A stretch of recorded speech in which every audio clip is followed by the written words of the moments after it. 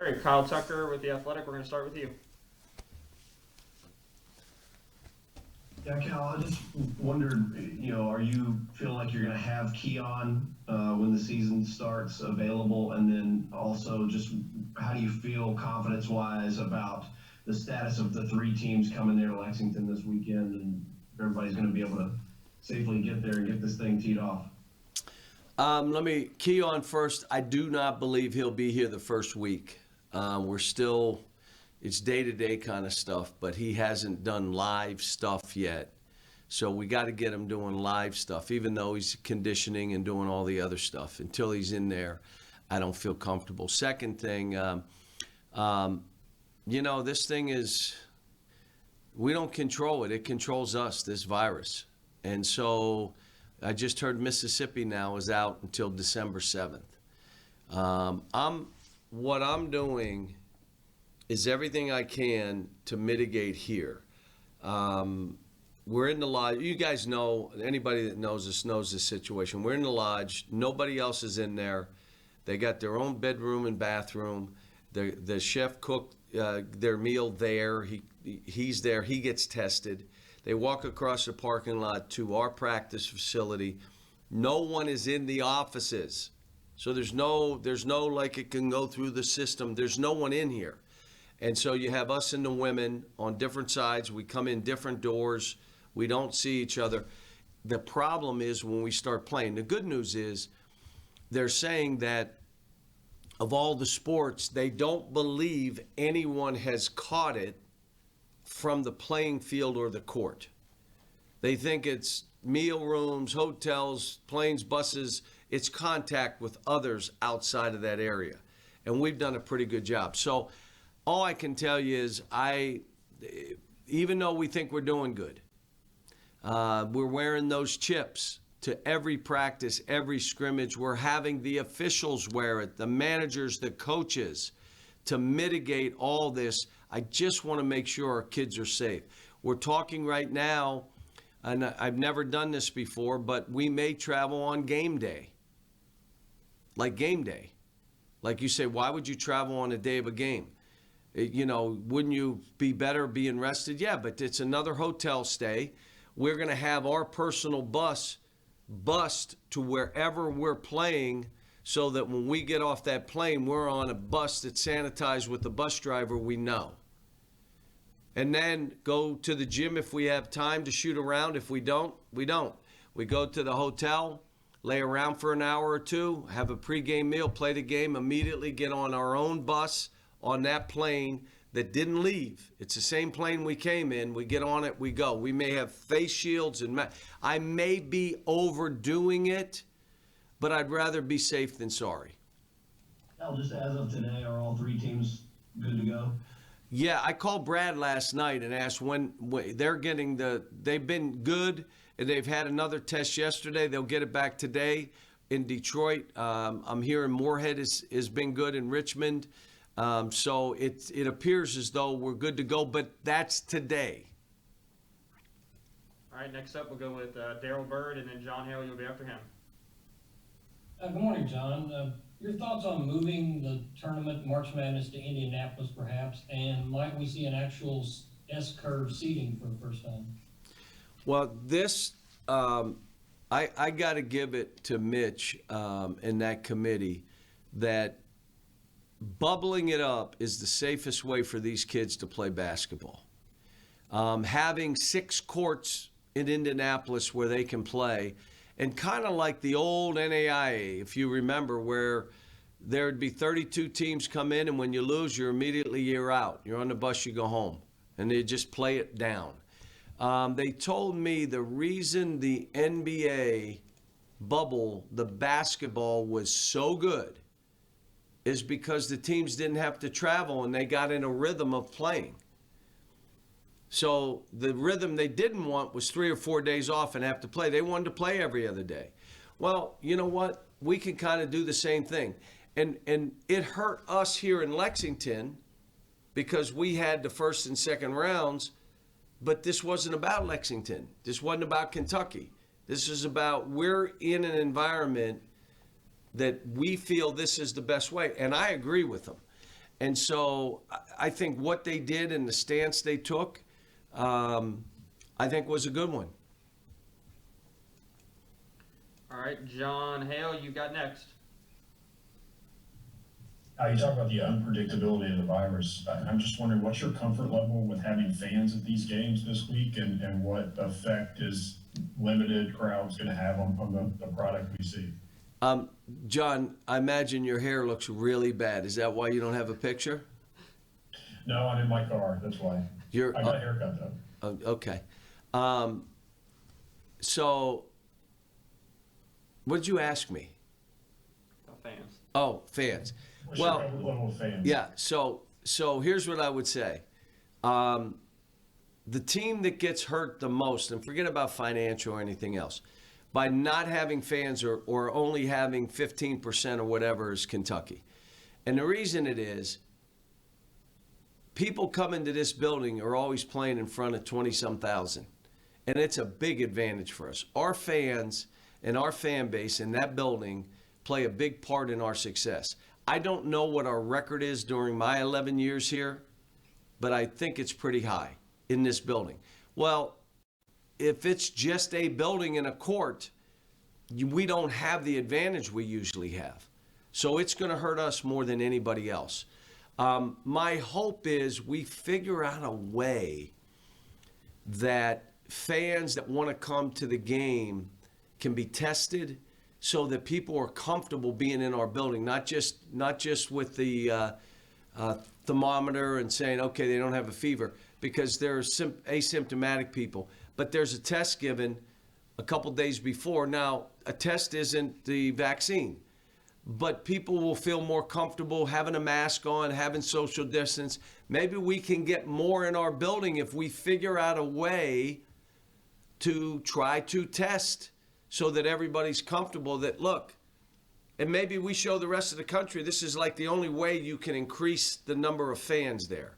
But I think we're a ways away. We're just going to try to get through these first 3 games in 5 days, which is going to be hard for my team. Just so you know, we scrimmaged yesterday, and I came home smiling, and I told my wife, she said, wow, was it good?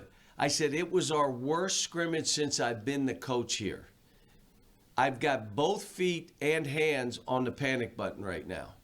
So it was I'm just hoping that they needed to play against somebody else and they just got tired of each other. Because if not, I'm going to have to be the most patient soul on the earth when we start the season like 0-6. And I'm going to just be patient. That's what you should say to me. Be patient. Because I like the team. Not playing hard enough.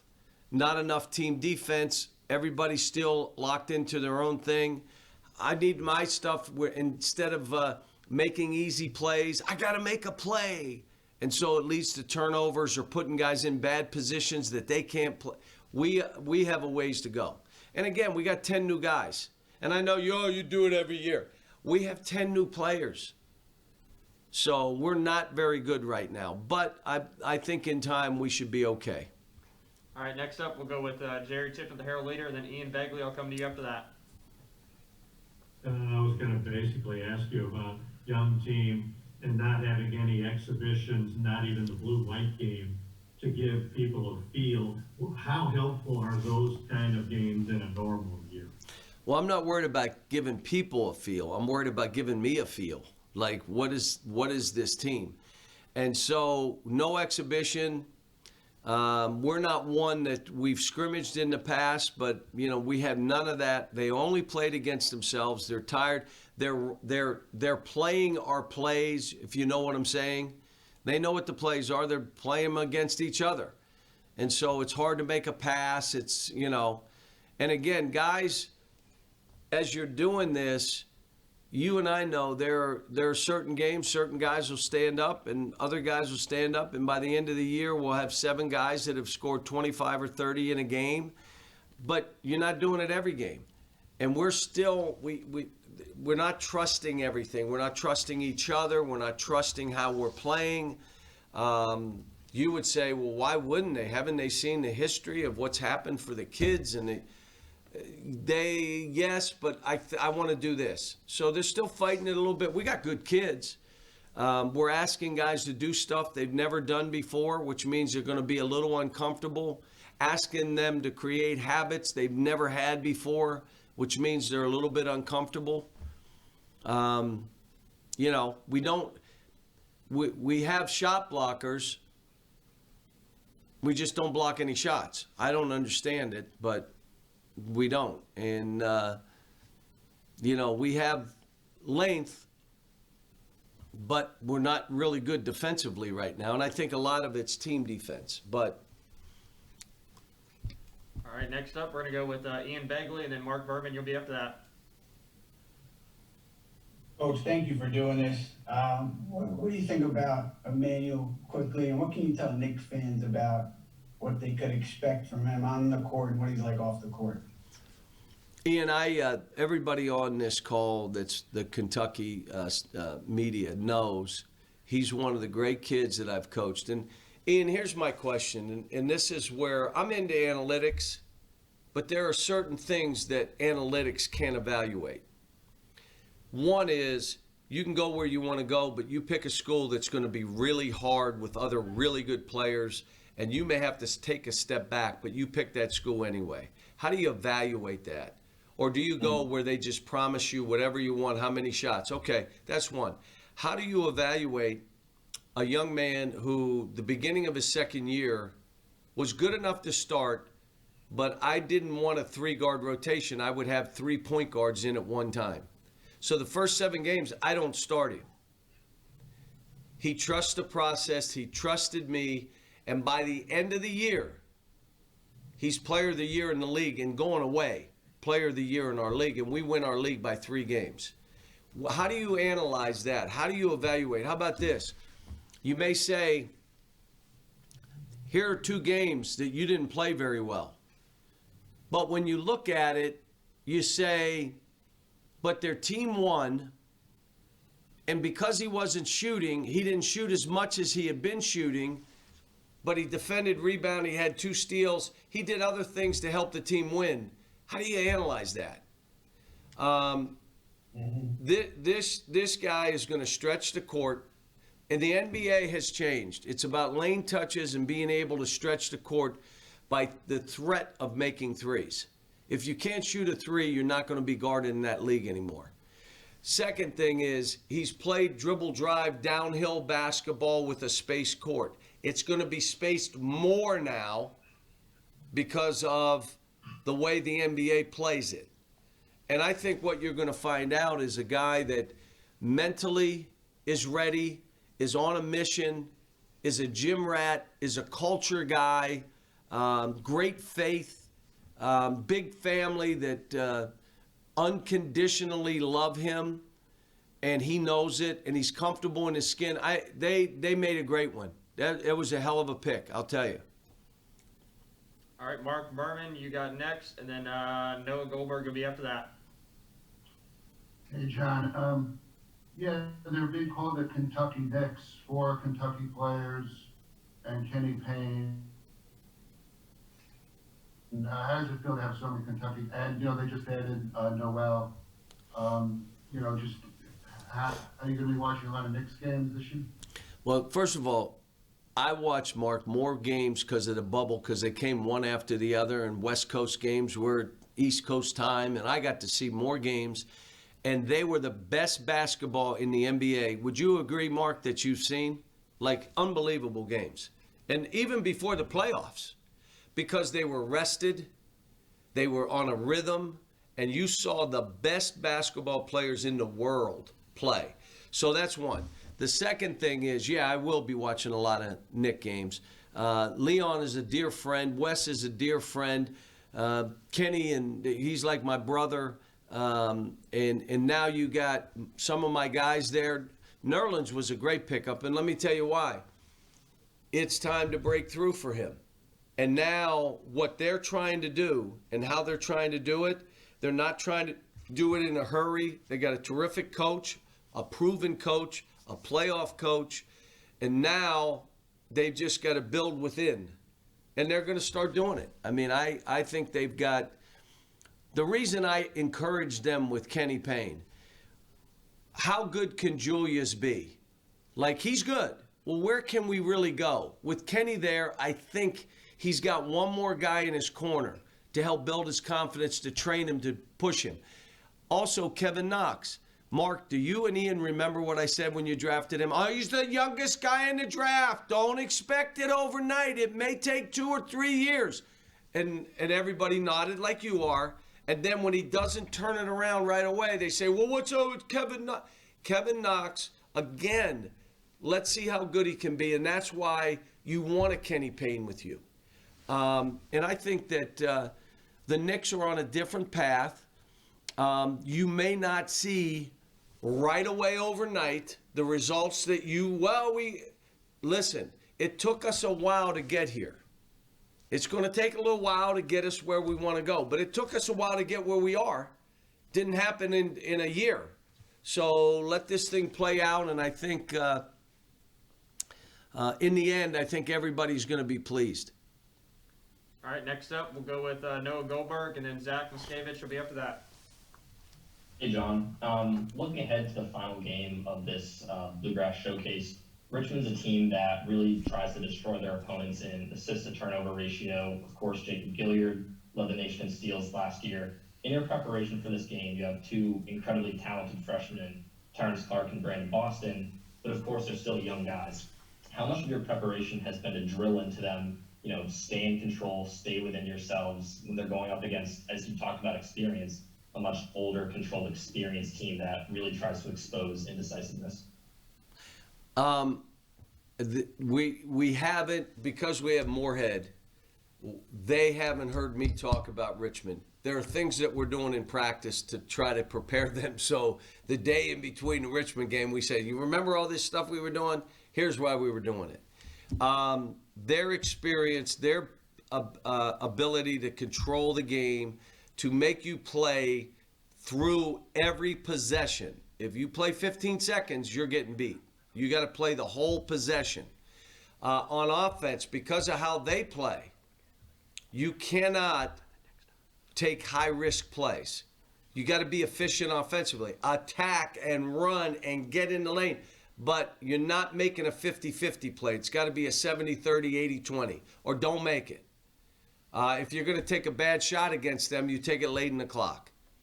Me saying all that to you, we have no chance of being like that, just so you know. That's our 3rd game of the year, 10 new players. They've never played against a college team, let alone a team that runs, quote, Princeton kind of stuff. So we're not – look, I've got 2 feet and 2 hands on the panic button. If I was worried about Richmond right now, I'd have my head pushing it down too. All right, Zach Miskevich, you go next, and then Sam Hurley will go to you after that. Coach, I'm based out of Orlando, kind of changing the subject here. I saw your tweets the other day about the passing of former Stetson coach Glenn Wilkes. I just kind of wanted to know your thoughts on your relationship with him and what he meant to the game of basketball. Well, he's the father of Florida college basketball. He is one of the he's one of those guys that took me under his wing. I have no idea why. You'd have to ask his family, his wife. I don't know. But he was one that was almost like my protector.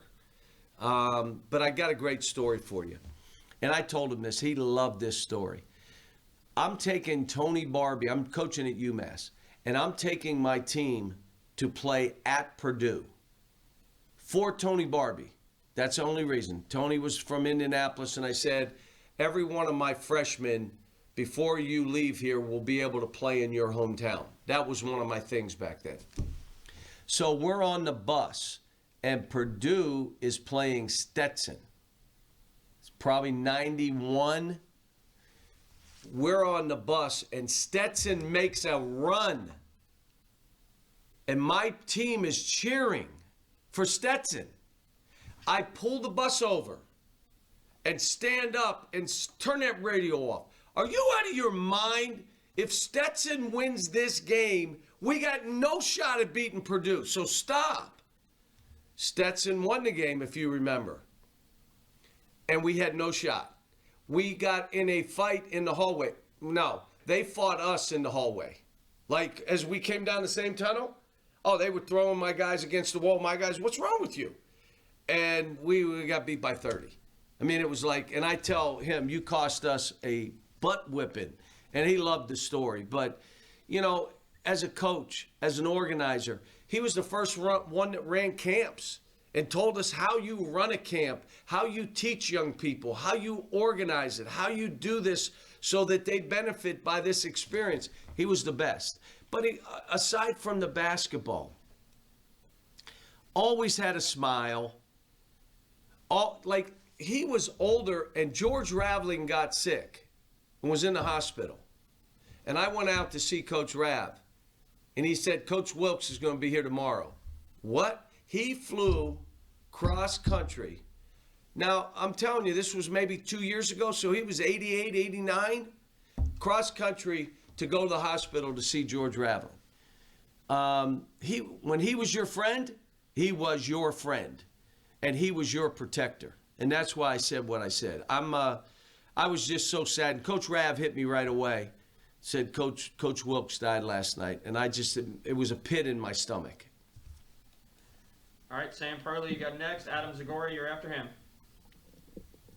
Hey, Coach, thanks for joining us. I cover the Hornets for the team website. I was curious about one of your former guys, Nick Richards. What kind of player and person and individual are the Hornets getting in Richards? And how do you think having a former teammate and another one of your former guys, P.J. Washington, will kind of help him throughout his rookie season in the NBA? Well, I immediately, first of all, I called P.J. before the draft, and I said, I hope you talked to your guys about Nick. He said, oh, I did. And, you know, Buzz called me, and I said, Buzz, here's the thing. Buzz Peterson, here's the thing. One, he's a rim runner. He's 7 foot tall, and he can shoot. He's learned to guard multiple positions. He's been a late bloomer because he started playing later. But he grew every year he was here. And I said, and here's the biggest thing I want to tell you. This tells you about him as a person. In his last meeting where he came in and we just were chopping it up, and he said, you know, like, I want to thank you and the staff because you guys believed in me when I didn't even believe in myself. That first year was hard. And again, analytically, how do you measure that? Where it was really rough and he had to stay with it. Because when you walk in that NBA, I'm trying to tell, look, if everything was given to you, you're walking in a league that you better be a dog and you better take what you want. No, they're not running plays for you anymore. You're not going to have the ball 90% of the time. You're going to have to earn your way. And so Nick earned his way. If Emmanuel Quickley wasn't player of the year, it would have been Nick Richards. That last year, you know, it was unbelievable. And let me just say this. I was just on the phone with Ryan Saunders. We were talking about Ashton. And I said to Ryan, did you guys notice the emotion of every player that was picked? He said, we did. It was 8 months that these kids had to wait to see where they're going. A player like Nick, who was hoping late first round, but we didn't have an NCAA tournament to show our players off like we do every year. Now he gets picked. The kid was in such tears, sobbing, he had to call me back.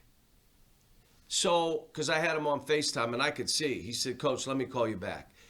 All these players, 8 months, the emotion of it, it was incredible to see, which tells you this has been tough emotionally on them. And I referred back to my guys. It's been tough on my guys. I mean, we're having Thanksgiving and we are having parents come in, having them tested, trying to keep them away from their kids, telling them we've been so good because we're in a bubble down here in the lodge and in the practice facility. We can't screw up now. But how could I tell a parent not to come who hadn't seen his son in 5 or 6 months? I can't do that. I couldn't. Now, I told him, we got to stay separated.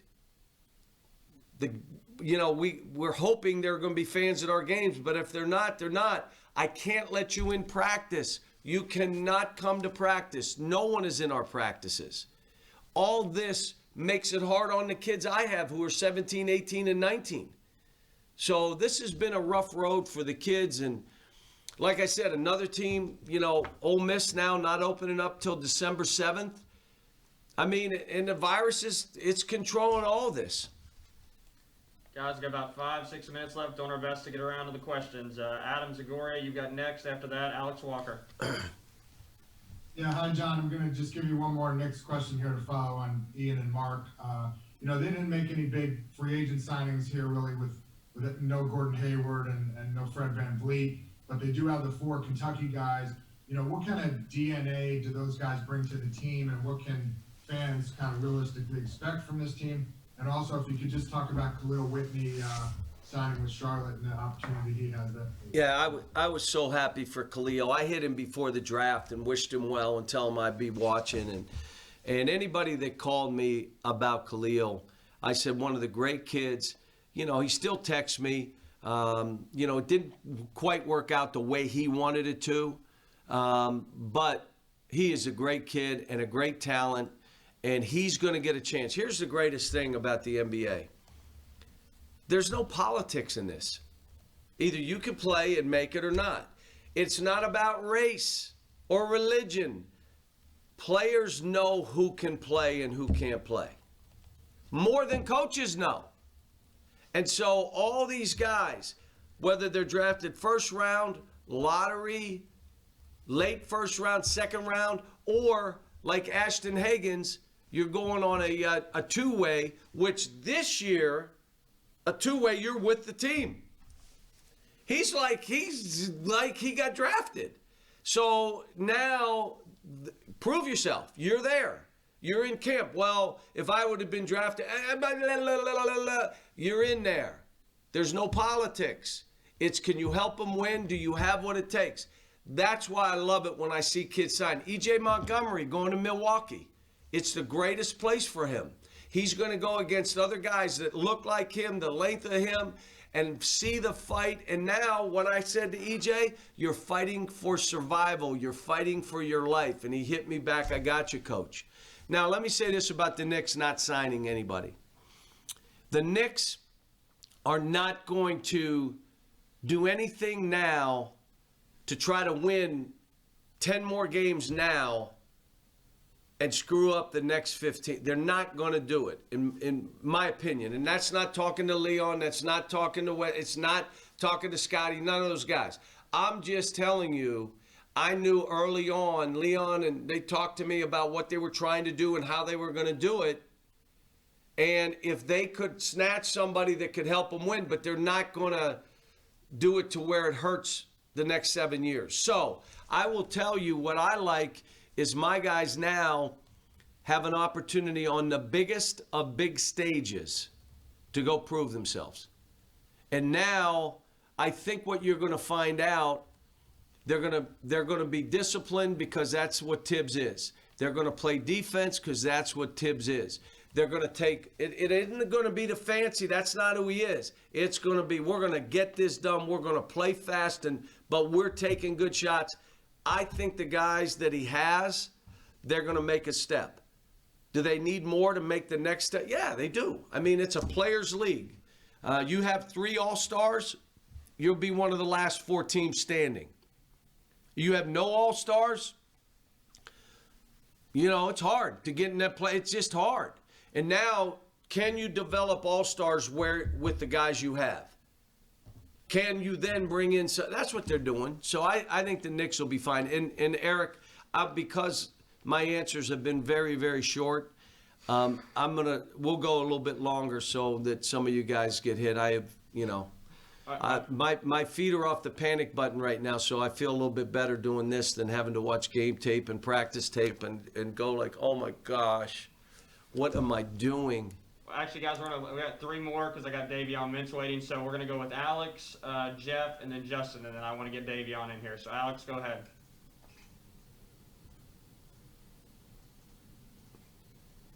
Alex, you there?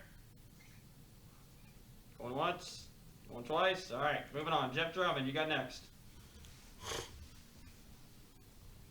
Hey, Cal, I just wanted to touch on your panic button again, one more time at the risk of raising your blood pressure a little bit. But is there any one aspect of going into a first game that kind of would typically keep you up at night before an opener? And in what ways is that magnet? Well, the mistake I may have made with this group, I should have worried more about fight, playing the whole possession, done less, maybe not had enough in to really win a game, like less offense, less out of bounds, less situational work, and more throw it up, let's go, fight. Every drill, fight, body to body. But you worry injury, you worry we got to play games, you worry our schedule, which is way too top heavy for this group. So you try to balance it, but I think I went a little bit too much. Let's be prepared to look like a basketball team.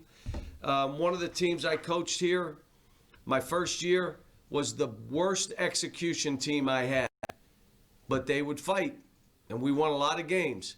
And we knew, that team, we could win a national championship unless shooting bit us. And we went in the Elite Eight, we shoot 0 for 22 from the three or whatever it was. But we knew that's the one thing that could get us, and it hit us that time. But this team, if we're not fighting, if we're not playing full possessions, if we're trying to play tired, like, well, in high school I played every minute, you can't. We got to keep it on. That's how we are. It's all stuff I think they're going to have to learn as we go. All right, Justin Rose, you got next, and then Paul Banks. We'll end it with you, and then we'll get Davion in here. Hey, Cal, greetings from Detroit. I just got off a Zoom call with, Antoine Davis is pretty good, but there's another player for Detroit Mercy who's just a star in the making named Brad Calipari. I don't know if you've heard of this kid or not. Yeah, my wife tells me about him all the time, just so you know. What's your anticipation? I know he's been with you guys for a couple of years, and then he transferred up here. Just to play against him, it's just fun to see from the outside fathers and sons and their connections in the basketball. Well, I've already told our team if anybody blocks his shot, they're out. And that I told him we're going to play him a box and one, so you're not getting any balls, just so you know. But I'm so proud of him. I'll tell you what he's done discipline-wise, his diet, what he's done training. What he's done, he went up to South Dakota and trained on his own. Like he didn't, he said, this is what I want to do. And he stayed in a hotel and washed his own sheets. And, he loves his team. He loves Mike. He said their team is better. He won't give me any hints on how they're going to play or anything like that. I said, well, how do you think you're going to play? He said, Dad, you think I'm going to tell you? We're trying to beat you. And so, but I want him to play well, and we want to beat Detroit. And the only problem is, Mike's kid could go for 50, and so you better have someone to guard him, and you better say, understand, he'll ball fake you, he'll get you to foul, that's how he plays, and he could get 50 on my team. I don't have an Ashton Hagans that I say, we got this, we're okay. We don't have that guy. He's playing for the Minnesota Timberwolves. Paul Banks, you got last question with Cal. Then move into the players.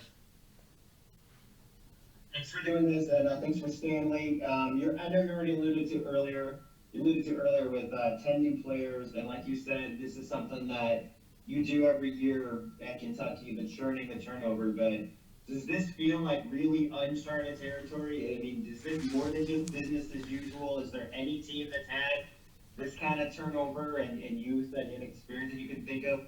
Yeah, it was a different kind of team, maybe a more physical team. This team isn't real physical. The team I had in 14, that we started 5 freshmen. But the 2 guards were physical. Julius was physical. Even James Young was physical. And I think was Dakari on that team? I think he was. He was physical. So this team doesn't have that physique. If you remember that team, we didn't figure it out till March. And then we tweaked some stuff and it totally changed who we were. But early on, I mean, we played Michigan State early, we're down 20. I mean, it was like we were getting smoked. Not quite as bad as Duke had us down when we had Tyler Hero and Bam I'm sorry, not Bam, but Tyler Hero and that crew when they had us down 40. But it was, you know, this is a different one. Trying to get them on the same page, you know, I think what's going to happen is they got to get smacked a little bit till where they're like looking at me like, Coach, tell us how we got to do this because we're not liking this. The biggest thing that I don't think this group, and I just met with two of the guys, which is why I was a little late. They got to understand how they're all tied together. Your jobs are to pick each other up. Your jobs are to make it easier for each other. If you're out here doing your own thing and these two guys struggle, you too, all the stuff you think is going to happen ain't happening. Believe me, I've done this 35 years. I know I look 40, but I've done it a long, long time. And so now you got to be those guys. Can't have body language, can't have meltdowns. You got to be with these guys and really locked in.